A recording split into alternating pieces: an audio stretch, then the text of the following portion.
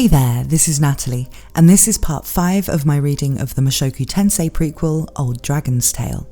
This will cover chapters 9 and 10, and will feature the first appearance of an important character you may have been waiting to see show up in this story. If you're enjoying these readings, please consider helping me out by subscribing to the channel, and remember to ring the bell to be notified when the next chapters are up. And with that out of the way, let's get straight back into Old Dragon's Tale. Chapter 9, Search. After the meeting, I rushed to the dragon landing strip. My destination was the spawning ground. I had to report the meeting contents and conclusions reached to Dora-sama, and that I was commissioned for the search for Crystal's murderer. As Dora-sama's stand-in, I could have my own subordinates. I could send someone else to make the report, but I had my own reasons to go myself.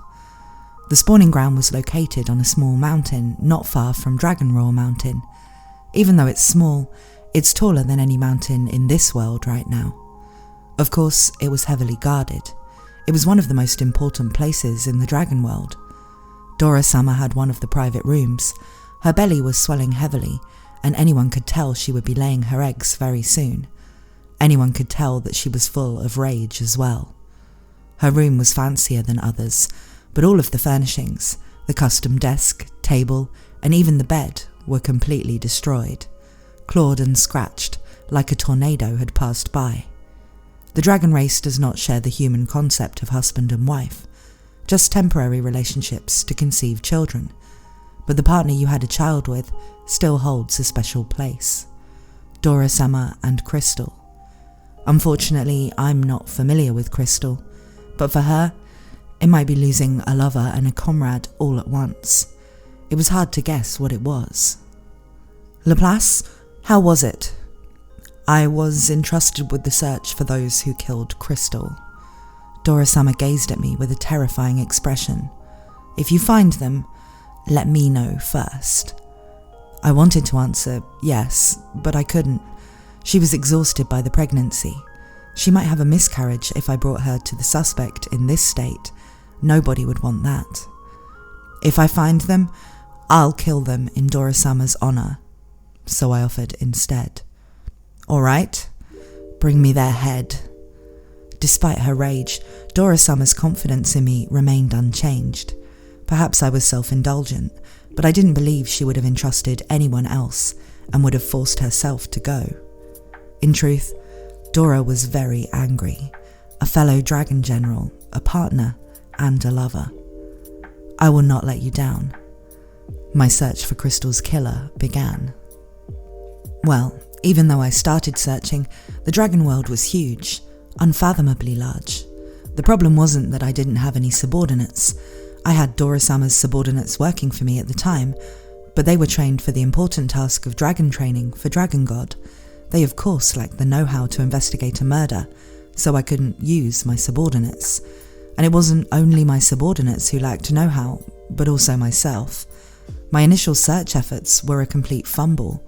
I rode Saliact all over, looking for anywhere suspicious, aimlessly, going purely by instinct, more or less the same way I searched for prey back in the demon world. Anyone watching from the sideline would find the lack of aim frustrating. A few days later, at the Chaos landing strip, someone called out to me. Laplace? I looked back and found Dragon General Maxwell. I immediately gave him the utmost salute and welcomed him. Maxwell, how are you doing? It looks like you're in trouble. Yes, I said and frowned. After a few days, I realized I wasn't getting any results. Much less results, I realized what I did was meaningless. I'm telling you, your methods are too haphazard. You won't find any leads like this. I had no choice but to bow to those words. Even though I knew it myself, I didn't know any alternatives. Well, it's not your fault. Take these two with you for your mission. Behind Maxwell stood two strong-looking dragon warriors, not only taller than me, but wider as well. Both physical embodiments of the dragon warrior. Maxwell looked even more petite in comparison. These two are from the Dark Dragon team, and they've a talent for investigation. Gora, Scribava, introduce yourselves. Hearing that, the two men made the utmost salute. Initial greetings, Laplace Summer. Please let us be an extension of your limbs. Their eyes left a deep impression on me, burning for revenge. As I learned later, they originated from the Steel Dragon tribe. Yes, Crystal's clansmen. Maxwell originally pulled them over from Crystal's unit. Are you sure? I couldn't help my surprise at Maxwell's generous offer.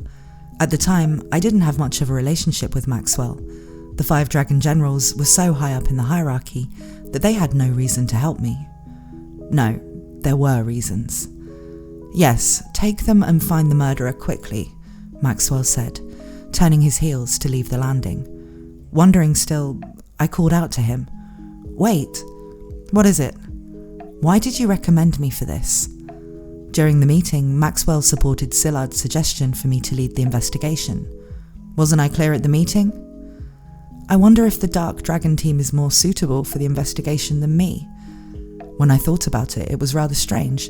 Back then, I was just a young up-and-comer, while Maxwell was in charge of demon hunting.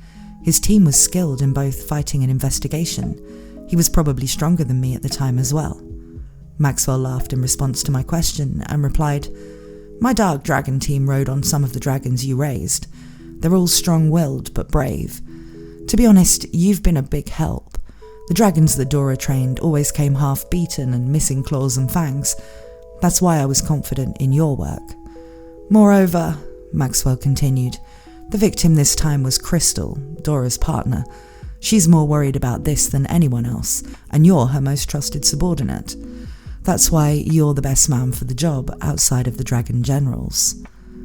As a fellow 5 Dragon General, he had a long relationship with Crystal as well.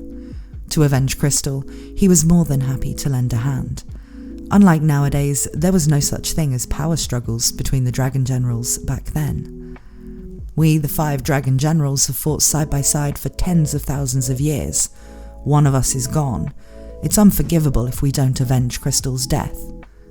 Yes, I nodded in agreement, but my heart was troubled. An emotion called jealousy swelled in my mind. The closeness of the Dragon Generals, and of the Dragon Generals and Dragon God, was something I could never match. If you find someone you can't handle, call me. I'll drop everything and come. Yes. I look forward to your results. Thus, I gained 2 subordinates, Gora and Skrabava. The 2 of them started searching for Crystal's killer with me. With the increase in manpower, our efficiency improved dramatically. After all, they knew all about how to find someone in the dragon world. The method for finding a suspect hasn't changed much from the present time. First, investigate the crime scene. Find clues, follow leads, gather testimonies, and chase the perpetrators step by step. Easier said than done. If it was that easy to find a lead, Maxwell, who did the initial inspection, would have found it already. As the captain of the monster hunting unit, Maxwell was already an expert on this subject. I had my subordinates collect Maxwell's investigation report. I also visited the crime scene to double-check everything. After compiling everyone's opinion, I could only reach a single conclusion. I didn't know. Finding something that Maxwell had failed to find, the hurdle was quite high. I split up my subordinates and had one collect clues and the other collect testimonies. It wasn't that I didn't trust Maxwell's investigation, but I thought we might find something by doing another search. Of course, we found nothing, neither a clue nor a lead. Crystal's killer should have stood out, but nobody saw a suspect. It really looked like a mutual annihilation between the Gold Dragon and Crystal. So I changed my mind. If it wasn't a monster, maybe it was a trap by some person. I couldn't find anything because someone deliberately erased their tracks. Huh? That's not something to brag about. Was it obvious? Don't say that. I did have some searching experience. Anyways, I changed my method a little. I decided to follow Crystal's trail instead of the criminal. What was he doing at the Gold Dragon's nest? Was he searching for something? The reason for him being there? I should find out. I found something interesting.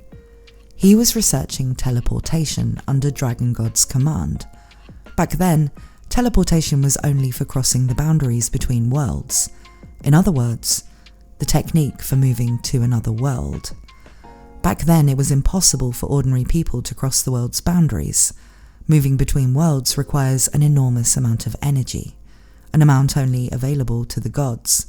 It was basically a privilege of the gods. However, the gods of each world had research on teleportation conducted on their behalf, because there were incidents of mysterious disappearances at that time. Did I mention that already? The research showed that the disappearances had actually been transportation to other worlds. Therefore, the gods ordered for research into teleportation to figure out the cause of the accidental teleportations. And in the dragon world, it was Crystal who was entrusted with that task.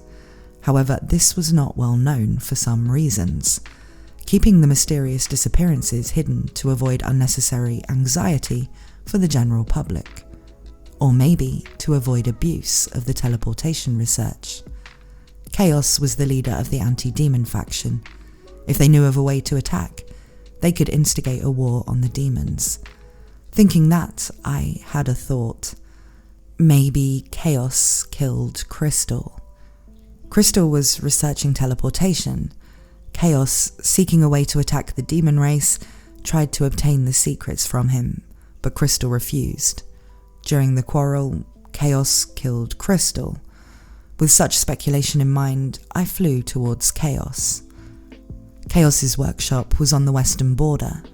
I remember it as much hotter than Chaos because of its proximity to the volcanic region. At the workshop, armour was made using high-quality materials from dragons and ores. Swords, spears, shields and armour. The dragon race fought with claws, but not necessarily with bare hands. Sometimes we also needed weapons against powerful enemies. I was afraid Chaos's armour was designed with other races in mind, such as the demons. Laplace, found something? Still investigating. I see.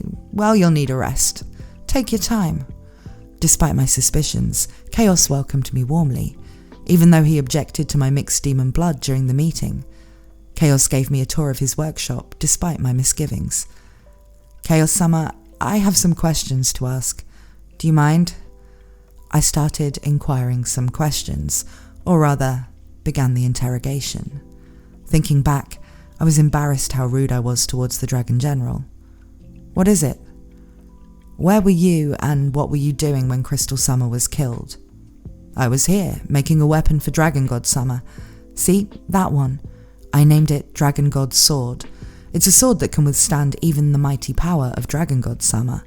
Even though Dragon God Summer might not need it, I plan to offer it to his child when they're born. I see. Any other things you want to ask? It was pretty blatant that I was suspicious of Chaos, but Chaos didn't complain.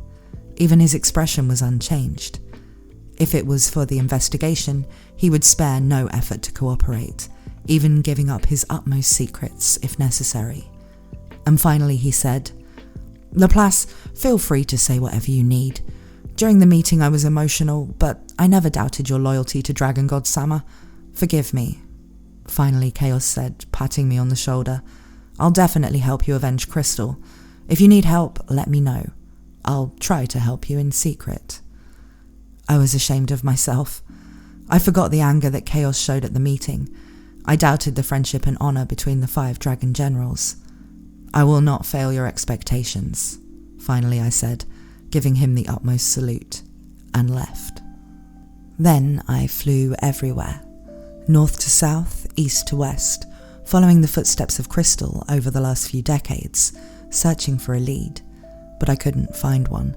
There was nothing amiss with Crystal's trails. Like all the dragon generals, he was respected by everyone around him, a paragon of virtue for the dragon race. Who would kill him? I even thought that maybe a demon race from another world killed him. However, a demon would find it difficult to survive in the dragon world. Even if he committed the murder and returned immediately, it would be difficult to leave no trace. I was at a loss. I never thought I would find nothing after searching for so long. At the same time, I was growing impatient. Once a year, I returned to Chaos and reported to Dragon God Summer and Sillard, but it was never good. If I had a lead, I would have calmed down. However, after reporting nothing so many times, I grew impatient. I was entrusted by Dragon God Sama. I promised Dora-sama, but I couldn't do anything, just circling near the start. How could I stay calm? I searched throughout the dragon world in a frenzy, stepping into dangerous places in search of any clues. Red dragon nest, blue dragon nest, black dragon nest, gold dragon nest, earth dragon nest. I surveyed everywhere and investigated, killing every dragon that got in my way. Riding on Saliact, with my 2 subordinates in tow, I toured the dragon world. Because I was always rushing here and there, after a dozen years since the start of the investigation, my fame slowly faded in the dragon world. Although good at training dragons, he was an incompetent mixed race that could not meet the expectations of Dragon God Sama. It was humiliating, but I had to accept it, because it was true. I cannot meet the expectations of Dragon God Sama, and I cannot clear the regrets of the dragon generals. But I didn't care about my humiliation. I just wanted to live up to the expectations of Dragon God Sama and avenge the dragon generals. That was it. I flew for days, searching, investigating day after day. Saliact worked hard as well. That day, exhausted, I decided to rest in one of the many mountain caves in the dragon world. Wrapped within Saliact's tail, watching the bonfire, I watched it flickering quietly, still. I was exhausted. My subordinates were exhausted. I didn't want to admit defeat, but the feeling definitely permeated our mental state. Even Saliact, who couldn't speak, looked mentally exhausted. That was when... I remember it well. I can't forget that moment. Right then, my subordinates were asleep, and I was dozing off wrapped in Saliact's tail. That was my first encounter. If I had the power to go back, if I could return at that moment. No, nothing would change. At that time, the bastard might have looked easygoing, but he was certainly plotting.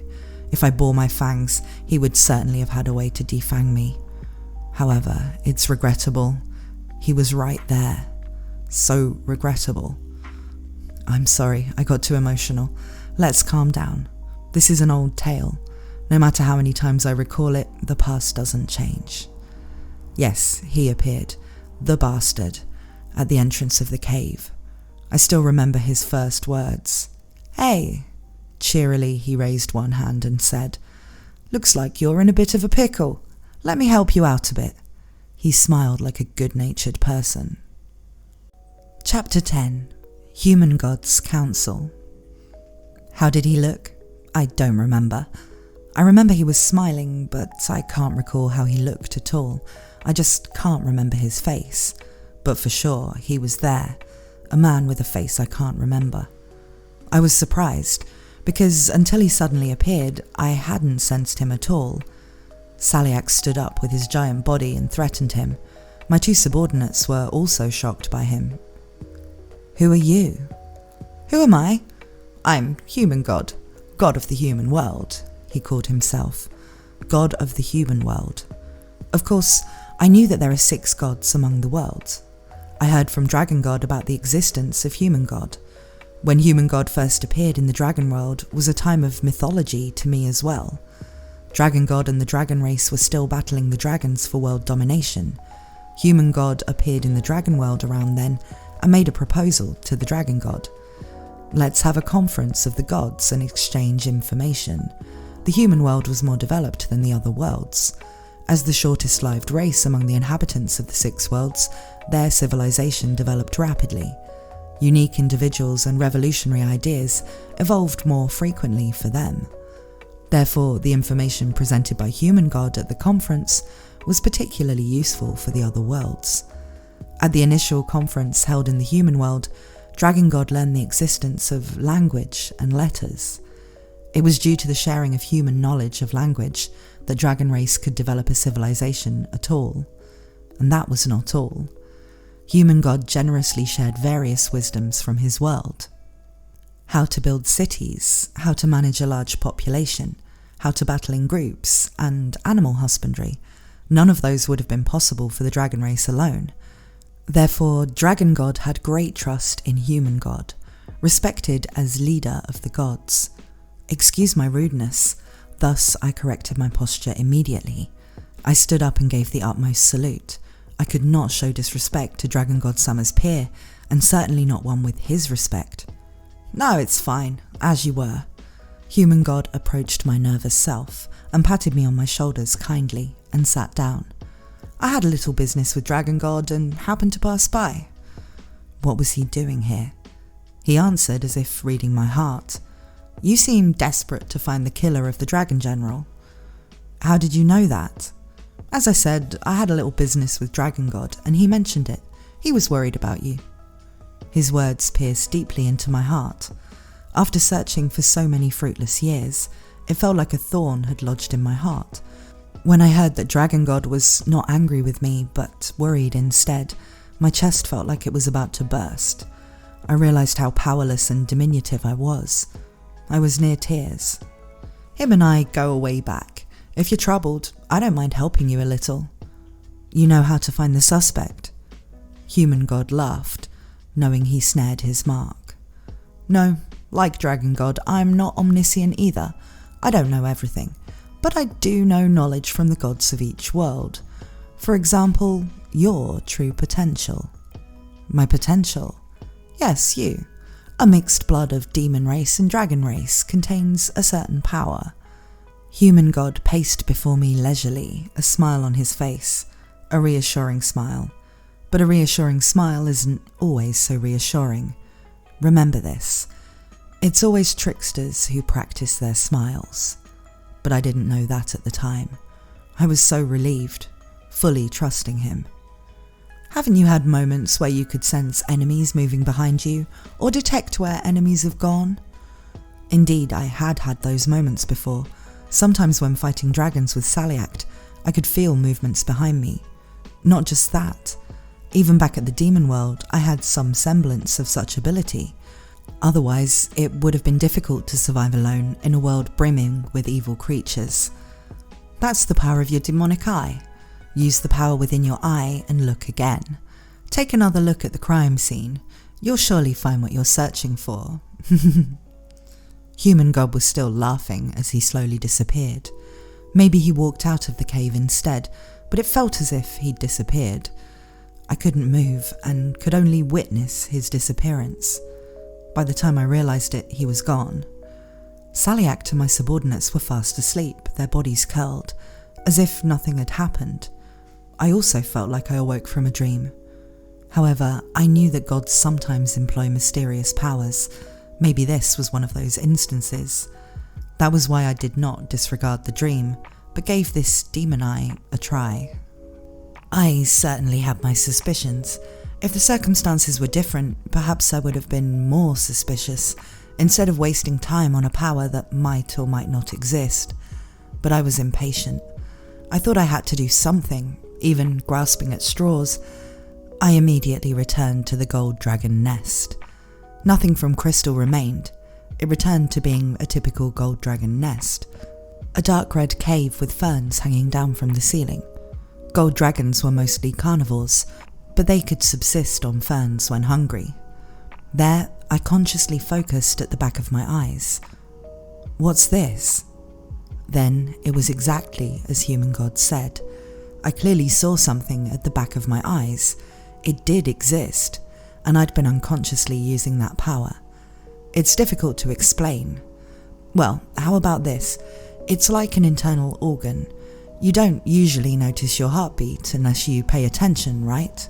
My demon eye is like that, except I could manipulate it at will.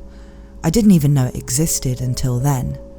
Maybe what Human God said was a catalyst of something and unlocked a power I'd been using only subconsciously until then. My eye was a demon eye. It was different from the demon eyes that are commonplace nowadays, but if you give it a name, it's a demon eye. In my eyes there were clear traces left behind, where the corpse of Crystal was, where the gold dragon's corpse was. Also signs of Maxwell and the subordinates' investigation, and a sign of somebody else, someone different floating in the air. I could see it clearly, without a doubt. I followed the lead with great conviction. I jumped on Saliact and flew through the expansive dragon world like the wind, crossing 6 mountains and 7 valleys, following the lead without an ounce of doubt. I was confident that it must have been the culprit. You might think I jumped to conclusions, but it couldn't be helped. It was the first lead I had. Everyone wants to believe what they have is special. I flew like an arrow. Then I reached a mountain, an unnamed mountain without any special features, not particularly tall, nor host of any special types of dragons, not particularly cavernous, a mountain typical to the demon world. There was a cave on the mountainside. Yes, a single cave. It shouldn't have existed. Did it exist, or was it dug out by someone? Probably the latter. After all, the entrance to the cave had traces left by something sharp. It looked artificial. I hesitated for a few seconds. A criminal capable of killing a dragon general might be in there. Could I manage him somehow? It may not be possible. Won't it be better to go back and ask the dragon generals for reinforcements? But I immediately shook my head. Until then, I was in a constant state of blunder, the state of no results to show. The only way to recover from this blunder was to take the criminal's head and bring it back. I thought back then, Gora, Scribava, let's go. Yes, watch my back. I kept Saliact waiting at the entrance and jumped inside with my 2 subordinates. Looking back now, it might have been better to send one back to Chaos and request for assistance from the 5 dragon generals. But the subordinates might have shared the same thought. Neither hesitated. The inside of the cave was narrow and damp, hard green stones covered with moss, leaving the impression that nothing had lived there for a long time. But it was obvious to me that someone was. There were traces everywhere. No, not mere traces. A bed made of wood branches, decorated by skulls of small lizards. Seems like no one's home, but stay vigilant. Yes, I was sure the culprit was there. The feeling from the bed was the same as in the gold dragon nest. Even though I could sense him, I couldn't see him. Was he out, or... Gah! At that moment I heard a voice from behind me. At a quick glance, Scribava's neck was cut off. He collapsed without even spilling blood. It was too abrupt. I couldn't deny my carelessness, too eager from the newfound power of the magic eye. Who the hell? It flew in the darkness and attacked towards Gora. I didn't let the opportunity slip. In a single moment, I placed myself in its path, grabbed its arm and tossed it against a hard rock. Then the light from the entrance revealed its appearance. I was surprised. Black skin, 4 arms, red eyes. Definitely not dragon race. A demon. I knew right away. After all, something I saw innumerable times before. Something I once longed for. But what surprised me wasn't that he was demon race. It was that he did not appear in my demon eye. Through some technique or by nature. Fortunately, even though I couldn't trace him, I could still follow him through his footprint and scent. I just couldn't see him with my magic eye. He yelled at me in a demon language, but I didn't understand. I hadn't learned the demon language, but I could feel his hostility. We must avenge Crystal-sama and Scribava. Gora, watch my back. Yes. I judged that he was Crystal's killer, extending my claws, pushing Dragon Tuki through my body. Right hand before me, left hand on my chest, same stance as Dora-sama. The demon screamed something, recognizing my murderous intent. Immediately he reposed himself, facing me. I corrected our distance and Gora covered my blind spot, the exit behind us. There was no way to escape. The demon screamed and kicked the ground. The battle had begun. It was a terrible battle. He was strong. Whether cut with my claws or pierced with my fang technique, he instantly regenerated, moved, and attacked again. Of course, I was overwhelmed. I was beaten down many times and vomited blood again and again. I didn't feel like I could win. At times I thought of retreating and requesting the dragon generals for reinforcements. It was certainly the smart option, even though Dora-sama taught me never to run from an enemy. It was just a temporary withdrawal to fulfill the mission, but second-guessing during the battle was a folly. Gora was killed. He had his heart ripped out and died. A brief moment of hesitation. It was just before I thought to suggest a temporary withdrawal. I could never forget Gora's open dead eyes when he pierced his chest. I lost both of my men and my path to retreat. I kept fighting, full of retreat. My relationship with Gora and Scribava had been brief, but we'd travelled together, eaten together. I must avenge their death. More than that, if I pulled out then, it could mean abandoning our hard work all of these years. However, I was gradually pushed into a desperate situation. Wasn't it obvious? How could I defeat someone immortal? No matter how much I attacked, it regenerated. But I couldn't. Slowly I was cornered, lacking the power to overwhelm him. The only saving grace was my nearly unlimited physical stamina, so I didn't lose right away. The fight continued for 10 days and 10 nights. The cave caved in from collateral damage of the battle. The mountainside collapsed, but our match remained undecided. We both stubbornly hung on. Yet, surprisingly, he reached his breaking point. Maybe he wasn't the kind that could go a long time without eating. When I paid attention, he seemed shockingly thin. He had wings on his back and could fly, but nowhere near as capable as Dragon Race, so he couldn't have gone far in search of prey. No matter how powerful one is, after 10 days of fighting, one's strength would weaken. On the 10th day, I noticed his regenerative power had weakened. He understood that as well. I could see "I don't want to die" reflected in his eyes. However, I was even more tattered and full of scrapes. It wouldn't have been surprising if I fell at any moment. Almost no strength was left. I thought that if I continued fighting like this, I would certainly have been defeated. Even though victory was within reach, I was about to break first. If I lose, he'll eat us, me, Gora and Scribava, to regain strength. Instead of avenging Crystal Summer, becoming food to the enemy and the source of his strength. That wasn't my mission.